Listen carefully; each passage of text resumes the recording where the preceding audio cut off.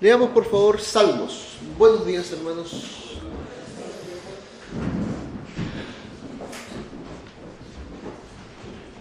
Estaba pensando en lo siguiente. Hace mucho frío. Hace frío. El frío mental.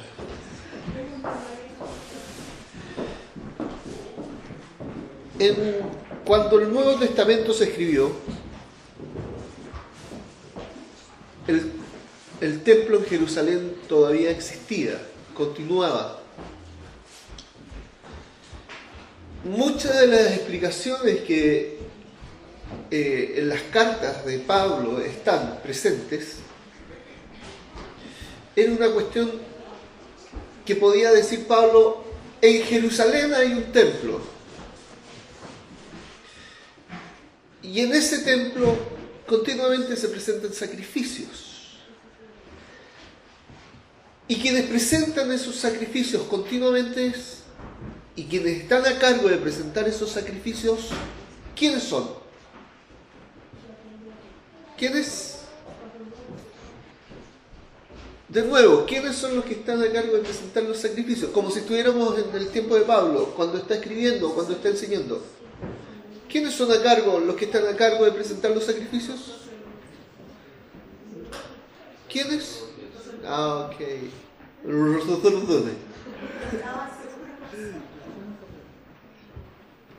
¿Ya? Los sacerdotes. ¿Quiénes eran, señorita? Los sacerdotes. Ya, y aquí viene otra pregunta. ¿Quiénes eran los sacerdotes?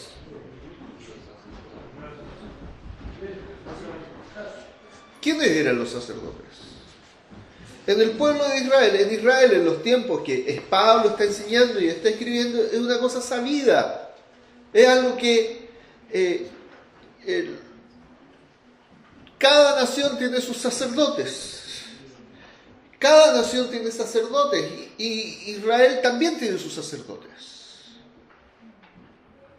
¿Quiénes eran los sacerdotes en Israel? ¿Quiénes podían ser y quiénes no eran sacerdotes? ¿Quiénes eran?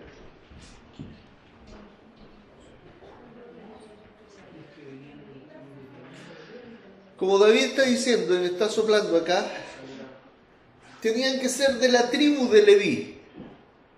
¿Quién era Leví? Leví era uno de los 12 hijos de Jacob. Jacob tuvo 12 hijos. Porque si no sabían. Jacob tuvo 12 hijos, con 4 esposas diferentes. Me imagino cómo estaba la situación difícil en ese matrimonio de 4 esposas, si uno tiene problemas con uno. Y tiene problemas con uno, con 2 o 3 hijos, imagínate con 12 hijos. Eran 2 esposas y 2 concubinas, que al final eran 2 esposas de segunda clase, si se puede decir. Eran mujeres de Jacob. 4. Estos 12 hijos, de esos 12 hijos hubo uno que se llamó Leví. Y tenía que ser en particular el sacerdote de una familia en particular. ¿De qué familia? Si era de la tribu de Leví. Todos sabían esto. Si tú le preguntabas a cualquier hermano de la iglesia del primer siglo, sabían esto. Esto era, voy a decirlo así, como lo decía antes, era básico, era fundamental. Si no entiendes esto, entiendes muy poco de lo que dice la Biblia. ¿De quién era descendiente? Ya levita, el sacerdote. Pero además, ¿de quién era descendiente? ¿De qué familia? De Aarón. A ver, vuelvo a decir. ¿De qué tribu? ¿De qué familia? ¿De qué familia? Aarón. El apellido tenía que ser Aarón. Si el apellido no era Aarón, yo supongo que sería como generalmente, no sé si en esa época sería así o no, sería un Ben Aarón. Ben, los apellidos judíos de hoy día, Ben es hijo de. Es como los alemanes, von. En un tiempo había un rector de la universidad que se llamaba von Plessing, hijo de Plessing. ¿Ya? En varios apellidos ocurre eso. Cuando le decían a Jesús, Jesús, hijo de David, le estaban dando un apellido, hijo de David. En el caso de los sacerdotes, tenían que ser descendientes de Aarón. Si no era descendiente de Aarón, de la familia de Aarón, no podía ser sacerdote. Y como Aarón era de la tribu de Leví, viene Jesús. ¿De qué tribu es Jesús? Judá. Era otro de los hijos de Jacob. ¿Cuántos hijos tuvo Jacob? 12. Bien, ¿se acuerdan? 12 hijos. 12 hijos. Y el elegido por Dios para que descendiera el Mesías era de la tribu de Judá, pero particularmente de una familia. De la familia de David.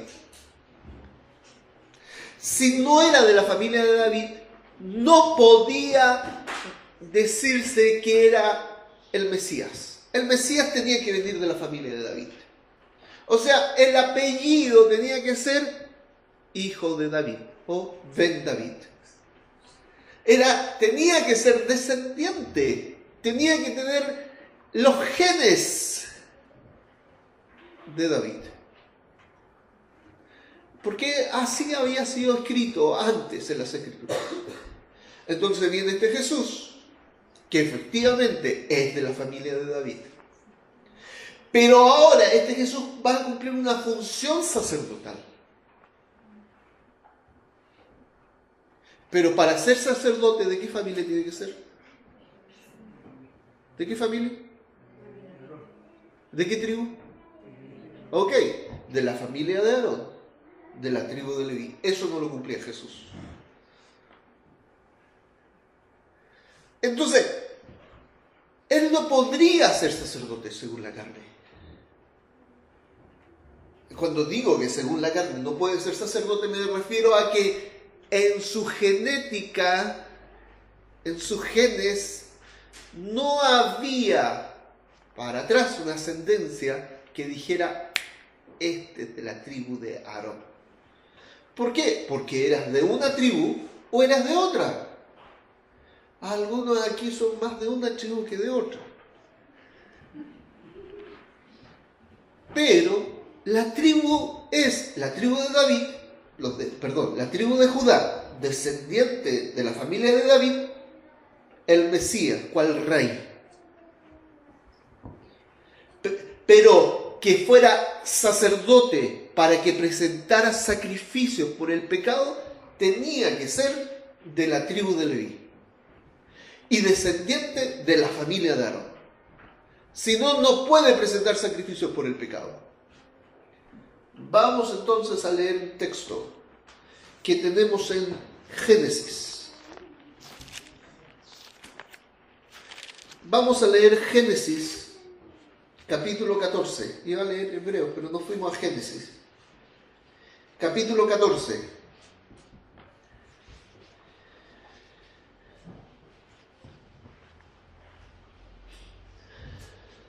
Versículo 17. Y vamos a ver a Abraham. Abraham, aquí se llama todavía Abraham, no Abraham. Abraham tiene un sobrino que se llama Lot. Lot había tenido conflictos los pastores de Lot con los pastores de ovejas. Había tenido un conflicto los pastores de Lot con los pastores de Abraham. Y quisieron, nosotros somos familia, lleguemos a un acuerdo, conversemos de esta situación. Y conversaron la situación.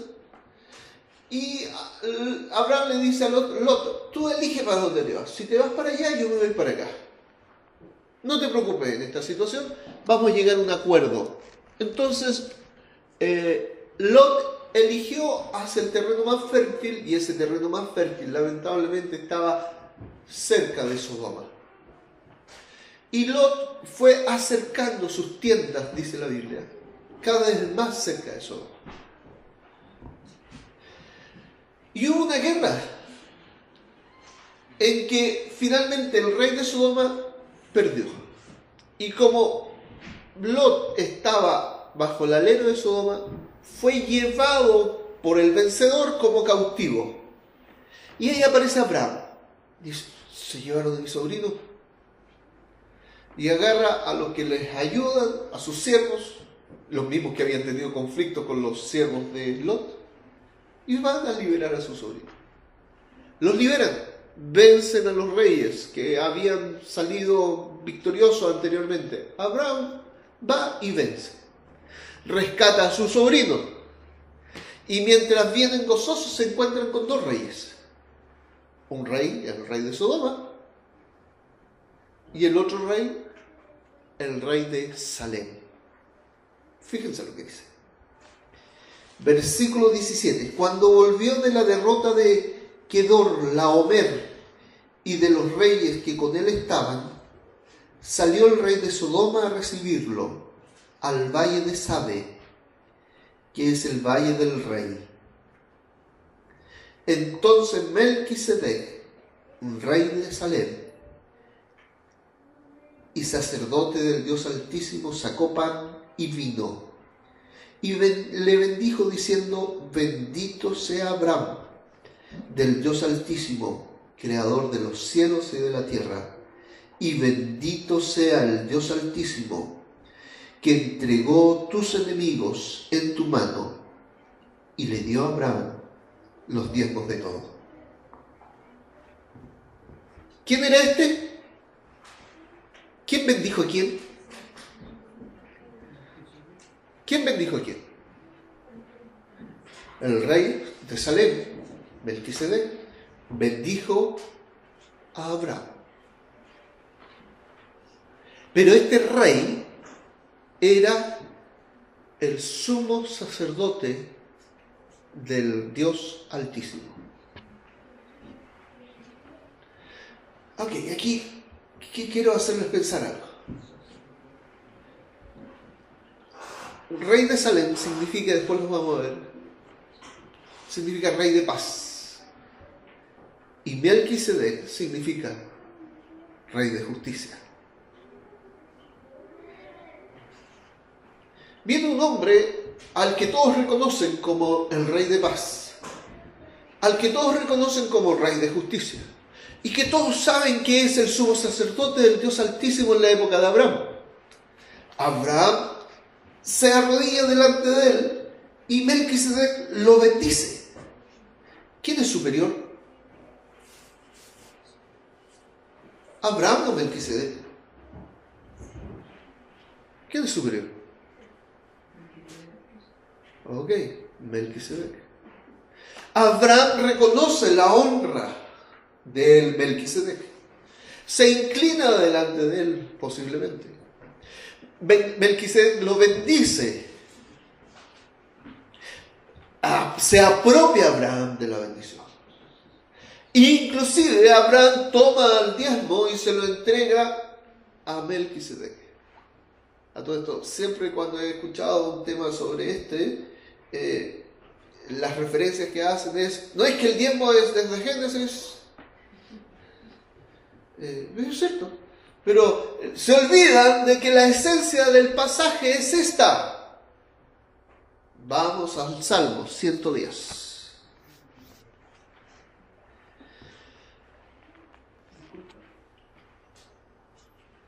Salmo 110. Después, David tiene una pregunta. No, es que puede provocar, como hablaste del sacerdocio, que venían de la tribu de Aarón y todo eso, y ahora apareció un sumo sacerdote, pero todavía no nace la raza china. Ok, ya, Salmo 110. Salmo 110. Versículo 4. Ahora Dios está hablando. Dios hace un juramento. Y tiene que ver con se llama salmos mesiánicos. Este salmo es mesiánico porque habla acerca del Mesías. Y tiene que ver con una promesa de Dios dada por Dios mismo a su Hijo, al que siempre ha existido, al Mesías. Juró Jehová y no se arrepentirá. Tú eres sacerdote para siempre, según el orden de Melquisedec. Jehová, Dios, el Dios eterno, está hablándole a su Hijo. El Hijo te hago un juramento. Tú eres sacerdote para siempre, según el orden de Melquisedec. David apuntaba a algo interesante. A ver, Abraham, ¿quién es el hijo de Abraham?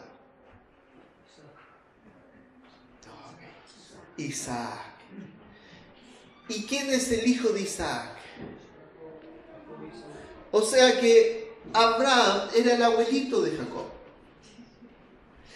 Y Leví, ¿qué sería de Abraham?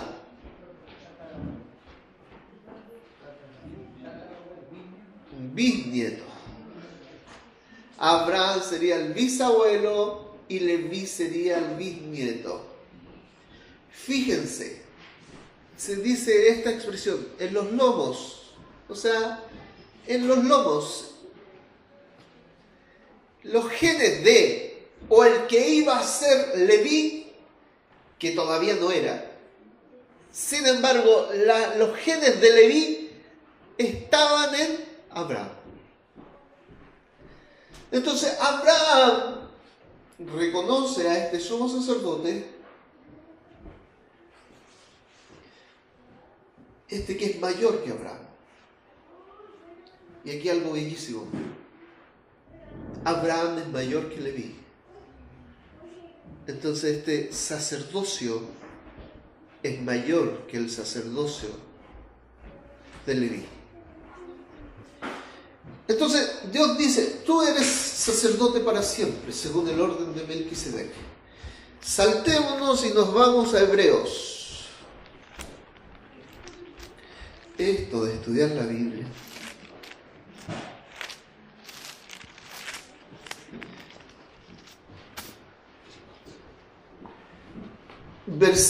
Capítulo 5 de Hebreos, versículo 5.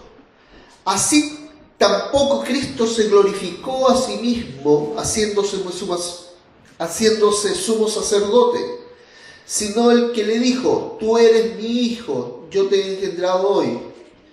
Cuando también dice en otro lugar, tú eres sacerdote para siempre, según el orden de Melquisedec.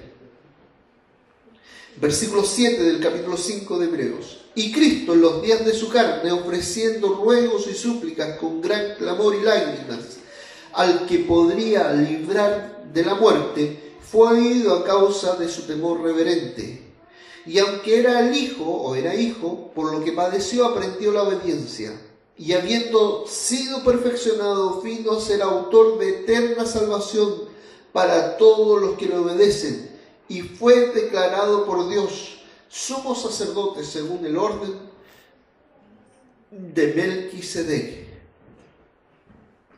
Aquí algo bonito y tirón de oreja, el versículo 11. Acerca de esto tenemos mucho que decir y difícil de explicar, por cuanto os habéis hecho tardos para oír. Porque debiendo ya ser ya maestros, después de tanto tiempo, tenéis necesidad de que se os vuelva a enseñar cuáles son los primeros rudimentos de la palabra de Dios. Y habéis llegado a ser tales que tenéis necesidad de leche y no de alimento sólido. Y todo aquel que participa de la leche es inexperto en la palabra de justicia, porque es niño. Qué interesante, ¿eh? Es inexperto en la palabra de justicia, porque es niño. Melquisedec. capítulo 6, versículo 20, donde Jesús entró por nosotros como precursor, hecho sumo sacerdote para siempre, según el orden de Melquisedec. Porque este Melquisedec, versículo 1 del capítulo 7 de Hebreos, sacerdote, rey de Salem, sacerdote del Dios Altísimo, que salió a recibir a Abraham, que volvía de la derrota de los reyes y le bendijo, y quien asimismo dio a Abraham los diezmos de todo, cuyo nombre significa primeramente Rey de Justicia, y también Rey de Salem, esto es, Rey de Paz, sin padre, sin madre, sin genealogía, que ni tiene principio de días ni fin de vida, sino hecho semejante al Hijo de Dios, permanece sacerdote para siempre. ¿Por qué no se menciona de dónde es? No se menciona porque se quiere decir algo interesante. ¿Qué se quiere decir? Que este Melquisedec es figura y sombra del verdadero Melquisedec. ¿Quién es el verdadero Melquisedec? Melquisedec significa el nombre de él, Rey de Justicia. ¿Quién es el verdadero Rey de Justicia? Por otra parte, es Rey de Salem, es Rey de Paz. ¿Quién es el verdadero Rey de Paz? ¿De dónde sale este? Es la misma pregunta que David hace. ¿De dónde sale este? Este no sale de ningún lado, porque el Rey de Justicia es el eterno Hijo de Dios. Por eso no se dice de dónde sale. ¿Por qué? Porque está diciendo aquí, acuérdate, hay alguien que está escribiendo un libro. Se demoró varios cientos de años, más de 1600 años. Y está escribiendo desde Génesis. Y ese es el Espíritu del Señor que está escribiendo a través de los hombres. Y aparece en esta figura Melquisedec, que no sabemos quién es el papá, no sabemos quién es la mamá, no sabemos de dónde viene y para dónde va. Y el autor de Hebreos nos dice, guiado por el Espíritu del Señor, oye, ¿no te das cuenta que es una figura de aquel que es nuestro sumo sacerdote? Es el Rey de Justicia, es el Rey de Paz, es el Rey que es el sumo sacerdote. Y si Él es sacerdote por el cual Él se presenta a sí mismo como sacrificio por el pecado, lo hace porque viene de la línea de Melquisedec. Entonces aquí una pregunta, ¿por qué Cristo se presentó como sacrificio por el pecado? Porque Él era el sumo sacerdote, mayor que Abraham, mayor que Isaac, que Jacob, que Leví, que Aarón y que los descendientes de Aarón. Lo que está haciendo Hebreo es una defensa del sumo sacerdocio, de este sumo sacerdote, que es Cristo, según el orden de Melquisedec. ¿Por qué? Porque Melquisedec al final figura y sombra del verdadero Melquisedec. Y fíjate cómo se llama a sí mismo. Él es nuestro Melquisedec. Él es Rey de Justicia. ¿Cómo hemos definido? Yo he definido y hemos hablado de la justicia de Dios como la fidelidad de Dios a sus promesas, a sus dichos, a sus palabras. Fidelidad que es por amor de su nombre para su gloria. Él es el Rey de aquella fidelidad de Dios a sus promesas, a sus dichos. Él es el Rey. Él es la fidelidad de Dios encarnada, hecha carne. Y como decíamos, quiero leer el 4. Considerad, fíjate lo que está diciendo, lo mismo que yo estaba diciendo. Considerad pues cuán grande era este, a quien aún Abraham, el patriarca, dio diezmos del botín. Ciertamente los que de entre los hijos de Leví reciben el sacerdocio tienen mandamiento de tomar del pueblo los diezmos según la ley, es decir, de sus hermanos, aunque esto también hayan salido los lomos de Abraham. Pero aquel cuya genealogía no es contada entre ellos, tomó de Abraham los diezmos y bendijo al que tenía las promesas. Y sin discusión alguna, el menor es bendecido por el mayor. Y aquí claramente reciben los diezmos hombres mortales, pero allí uno de quien se da testimonio de que vive. Y por decirlo así, en Abraham pagó el diezmo también Leví, que recibe los diezmos, porque aún estaba en los lomos de su padre cuando Melquisedec le salió al encuentro. Si, pues, la perfección fuera por el sacerdocio levítico, porque bajo él recibió el pueblo la ley, ¿qué necesidad habría aún de que se levantase otro sacerdote según el orden de Melquisedec y que no fuese llamado según el orden de Aarón? Porque cambiando el sacerdocio es necesario es que haya también cambio de ley. Y aquel de quien se dice esto es de otra tribu, de la cual nadie sirvió al altar. Ok. ¿Qué importancia tiene esto? ¿Qué me interesa a mí, dirás tú? Bueno, si te interesa estudiar la Biblia y entender lo que la Escritura dice, sí te va a interesar. La defensa que el escritor de Hebreos está diciendo es: Cristo es nuestro sacerdote. ¿Y por qué es nuestro sacerdote? Porque Él viene de un orden mayor al levita o al de Aarón. El orden por el cual es sacerdote es por el orden de Melquisedec. Acude a una profecía que aparece en Salmos y acude también a lo que dice en Génesis, donde hemos leído, para decir, la validez del sacrificio de Cristo es tal porque Él es sacerdote, según el orden de Melquisedec. Una cuestión sencilla: Cristo no podría presentarse a sí mismo como sacrificio por el pecado a menos que Él mismo no hubiera sido sacerdote.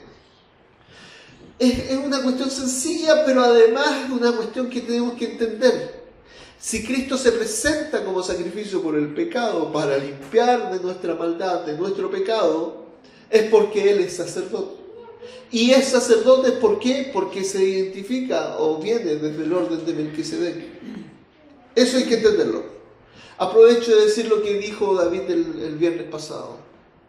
David, una vez que estábamos en el estudio, dice: Cristo no vino a morir. Nosotros nos quedamos mirando con cara de exijo una explicación. Y después David agrega: Cristo vino a vencer a la muerte. Interesante. Cristo vino a vencer a la muerte. ¿Por qué? Porque estábamos hablando de esto. Estábamos hablando de que mientras estuvo aquí en esta carne semejante a la nuestra, Cristo no pecó de ninguna manera. Cuando está en la cruz, Cristo muere sin haber pecado de ninguna manera. En la muerte de Jesús vence al pecado. Porque cuando está en el cuerpo no peca de ninguna manera. Al morir ya deja este cuerpo, y en este cuerpo que no ha pecado de ninguna manera, muere. Cuando el profeta dice que su cuerpo no verá corrupción, la corrupción empieza al tercer día. Cuando me refiero a la corrupción, me refiero a que el cuerpo se transforma absolutamente en basura, inservible para nada, ni para alimentar a otros sirve, al tercer día. Al primer y segundo día tú un pedazo de carne te lo puedes comer, pero al tercer día ya no te lo puedes comer, porque está podrido. Bueno, esa pudrición comienza el tercer día, está en el tercer día. Primer día, segundo día, pero al tercer día Cristo resucita. ¿Por qué resucita? Porque habiendo vencido el pecado, la muerte no podía retenerlo. ¿Por qué no podía retenerlo? Le era imposible porque no había pecado de ninguna manera en Jesucristo. Entonces, son libres los poderes, son libres. Cristo no es retenido por la muerte. Puede ser resucitado, Dios lo resucita. Al morir vence el pecado porque muere sin pecar. Al resucitar vence la muerte porque la muerte no lo puede retener. Porque no había pecado en él. No había engaño, no había nada de que pudiera hacer que la muerte lo retuviera. Y al vencer al pecado y al vencer a la muerte, a quien vence finalmente es a Satanás. ¿Por qué? Porque era él el que tenía el imperio de la muerte. Aquí algo lindo y bellísimo. Y esto que él hizo, de morir en la cruz. Y esto precioso que pasó, resucitar. Todo esto Dios lo llama sacrificio por el pecado. Sacrificio por el pecado.